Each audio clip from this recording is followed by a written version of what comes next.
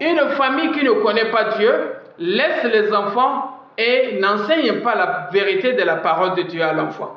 L'enfant grandit avec des mensonges du diable. Le diable ne fait que s'aimer dans son cœur. Et il sème le mensonge, et il sème l'impudicité, et il sème tout ce qui ne glorifie pas le Seigneur Jésus. C'est pourquoi, avant qu'un jeune homme, que ce soit la femme ou l'homme, doit aller au mariage, doit d'abord nettoyer son cœur. Doit nettoyer son cœur. Pour nettoyer le cœur, il faut que tu invites Jésus dans ta vie. Et quand le Saint-Esprit viendra en toi, c'est lui qui va nettoyer ton cœur et il va t'aider à mener une vie qui glorifie le Seigneur Jésus. Donc, Jésus lui-même viendra en toi et il va commencer à combattre le diable. Ainsi, si tu vas au mariage de la sorte, alors tu vas combattre le diable. Tu seras vainqueur. C'est pourquoi le Seigneur dit, celui qui est en vous est plus fort que celui qui est dans le monde. Mais malheureusement, beaucoup refusent cette grâce du Seigneur. Ils pensent que c'est un fardeau. D'autres disent que j'attends la vie adulte pour donner ma vie à Jésus. Mais pendant que tu attends la vie adulte pour donner ta vie à Jésus, tu ne fais que faire la volonté du diable.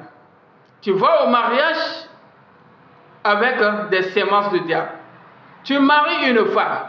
Alors que la première raison pour laquelle l'homme va au mariage, lorsque nous lisons 1 Corinthiens chapitre 7, verset 1 à 2, pour ce qui concerne les choses dont vous m'avez écrit, je pense qu'il est bon pour l'homme de ne point toucher des femmes. Normalement, un homme ne doit pas toucher des femmes. Mais il y a des hommes, si tu ne peux pas mener une telle vie, alors il faut te marier. Pour éviter l'impudicité, que chacun ait sa femme et que chaque femme ait son mari. Voilà la raison pour laquelle un jeune doit aller au mariage. Un jeune doit aller au mariage. C'est pour éviter l'impudicité. Mais comme tu vas au mariage avec la sémence du diable, tu continues de vivre dans l'impudicité. Tu glorifies le diable. Tu honores le diable par ton comportement. Et les enfants que tu vas mettre au monde portent des sémences du diable. Ils sont des menteurs. C'est pourquoi, malgré cela, le diable veut coûte que coûte pour détruire. Veut coûte que coûte que tu ne découvres pas la volonté de Dieu. Alors, toi qui vas au mariage de la sorte, à tel point le monde t'a dit que si l'homme devient feu, la femme doit être l'eau.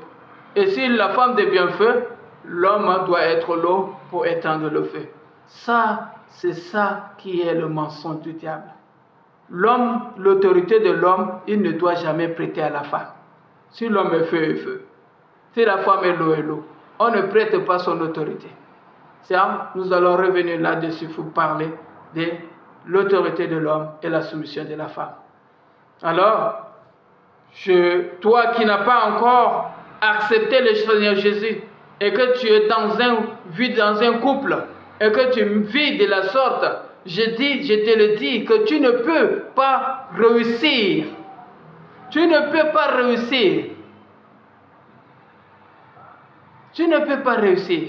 Parce que dans la vie de couple, il faut que vous êtes deux, mais c'est une seule personne. Écoute cette parole de Jésus-Christ lorsque les pharisiens l'ont abordé. Les pharisiens l'abordèrent et dit, pour l'éprouver, est-il permis à l'homme de répudier sa femme pour un motif quelconque? Jésus répondit, n'avez-vous pas lu que le Créateur au commencement fit l'homme et la femme et qu'il dit, c'est pourquoi l'homme quittera son père et sa mère et s'attachera à sa femme, les deux deviendront une seule chair. Ce n'est plus deux personnes, plus de mensonges. Une vérité, une seule personne, une seule vérité. Vous menez une vie qui doit glorifier le Seigneur. Alors pour arriver à vivre cette vie, il faut que tu donnes ta vie à Jésus. Que ta femme donne sa vie à Jésus. veut dire qu'il faut que vous répondiez à l'appel du Seigneur Jésus. Non seulement pour le salut de vos âmes, mais encore pour la victoire sur la puissance des ténèbres. Et que Dieu soit glorifié dans votre vie. Que Dieu vous bénisse en Jésus-Christ et qu'il vous aide. Amen.